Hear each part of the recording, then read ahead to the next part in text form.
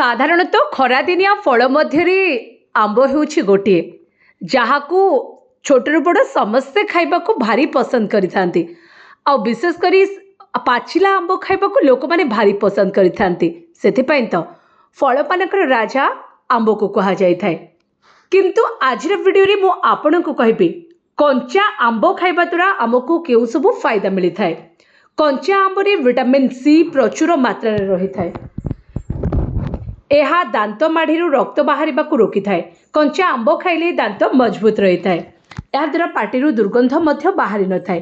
कंचा आंब रे अधिक मात्रा रे फाइबर थाए। यह शरीर अतिरिक्त चर्बी बाहर करिबारे सहायक होइथाए। ओजन कम करिबारे मध्य सहायक होइथाए कंचा आंब खरा दिने लूर कुप्रभाव शरीर को रक्षा करिथाए। शरीर को यह शीतलता प्रदान करिथाए। खरा दिने अधिक मात्रा रे झाल बोहिबा एक साधारण कथा। कंचा आंबर रस पीले देहरु झाल बाहर कम होता है। अधिक झाल बाहर फल शरीर में आयरन और सोडियम क्लोराइड कमी जाए। यार भरणा करिथाए कंचा आंबर रस। तेणु खरा दिने कंचा आंब निश्चित भाव में किछि परिमाण रे खांतु।